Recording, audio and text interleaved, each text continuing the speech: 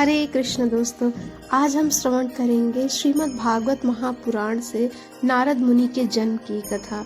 श्रीमद् भागवतम के प्रथम स्कंद के प्रथम अध्याय में श्लोक संख्या 3 में कहा गया है, निगम कल्प तरोर्गलितम सुख मुखाद अमृत द्रव्य संयुतम पिबत भागवतम रसमालयम मुहुरहो रसिका भुवि भावुका।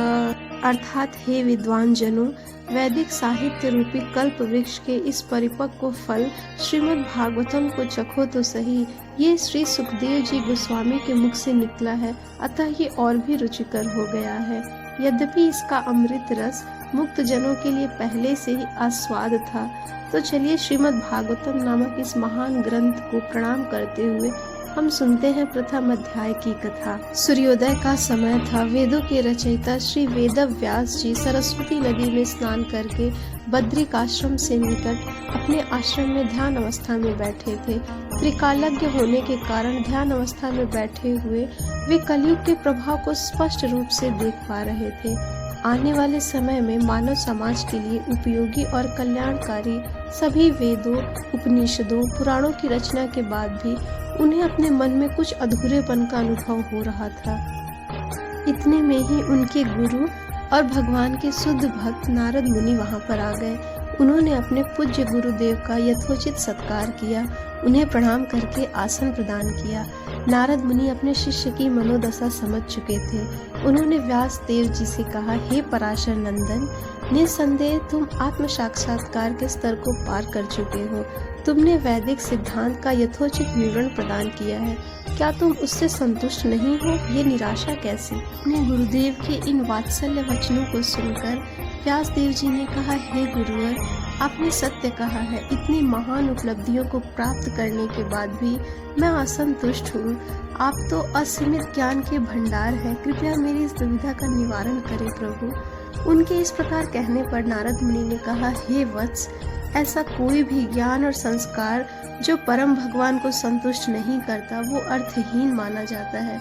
तुमने अपने ग्रंथ में धर्म, अर्थ, काम, मोक्ष को तो प्रस्तुत कर दिया, लेकिन तुमने पूर्ण पुरुषोत्तम भगवान की कीर्ति तथा उनकी अद्भुत लीलाओं का वर्णन नहीं किया। आपने भगवान के प्रभाव का वर्णन किया है, लेकिन क्या आपने भगवान के स्वभाव का कहीं वर्णन किया? जो ज्ञान भगवान का साकार पहलू को नहीं दर्शाता वो निष्कृष्ट होता है। इसलिए तुम भगवान के दिव्य लीलाओं का मनन करके एक ऐसे अनोखे ग्रंथ का निर्माण करो जिससे सुनने मात्र से लोग भव बंधन से मुक्त हो जाएं। अब मैं तुम्हें पूर्व जन्म का वो रहस्य बताता हूँ जो शुद्ध भक्तों, साधु महात्माओं की महिमा का गान करता है। एक साधारण सी दासी के घर में एक दिव्य बालक का जन्म हुआ। वह बालक असाधारण तेजी से युक्त था।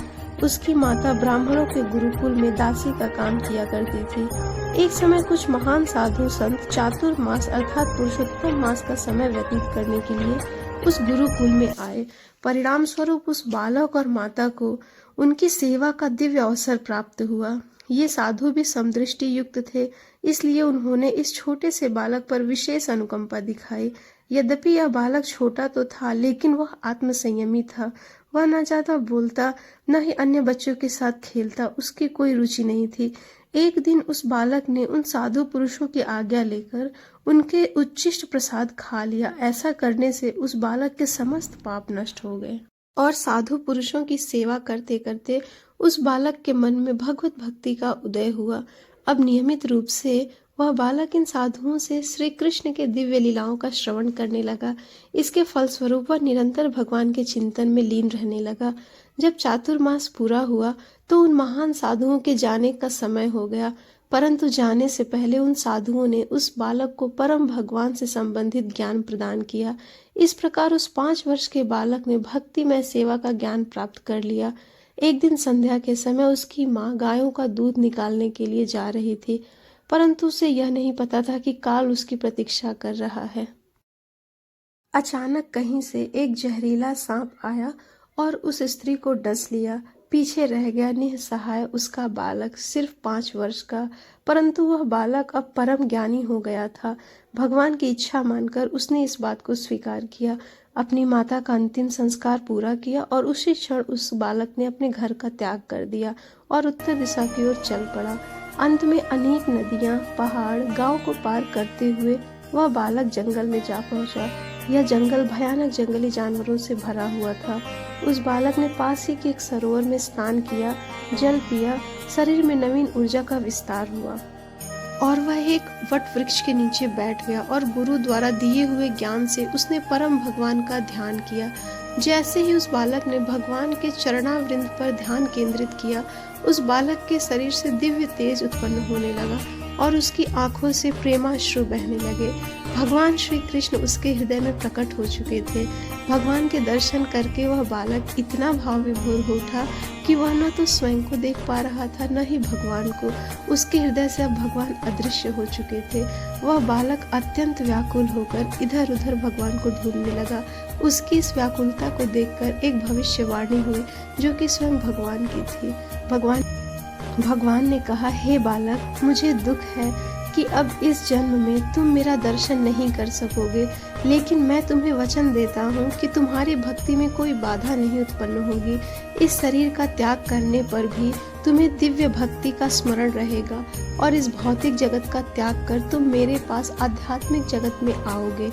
भगवान के दिव्य वाणी को सुनकर वह बालक अत्यंत प्रसन्न हुआ। विनम्र और द्वेष रहित होकर भगवान का कीर्तन स्मरण करता हुआ वह पूरी पृथ्वी पर आजीवन भ्रमण करता रहा और अंत में जब उसकी मृत्यु हुई तो उसे एक दिव्य शरीर प्राप्त हुआ। जब ब्रह्मा का दिन समाप्त हुआ तो भगवान विष्णु प्रलय जल में लेट गए। संपूर्ण भौतिक जगत प्रलय में समा गया। उस समय वह बालक भगवान के श्वास द्वारा उनके अंदर प्रविष्ट हो गया। जब ब्रह्मा जी की रात्रि खत्म हुई और दिन प्रारंभ हुआ तो यही बालक ब्रह्मा जी के पुत्र के रूप में जन्म लिया और कहलाए नारद मुनि। तब से नारद मुनि भगवान के दिव्य लीलाओं का गुणगान करते हुए भक्ति का प्रसार करते रहे। दोस्तों, कैसी लगी आपको श्रीमद् भागवत महापुराण के प्रथम अध्याय की कथा? हमें कमेंट करके जरूर बताएं। जय श्री कृष्ण।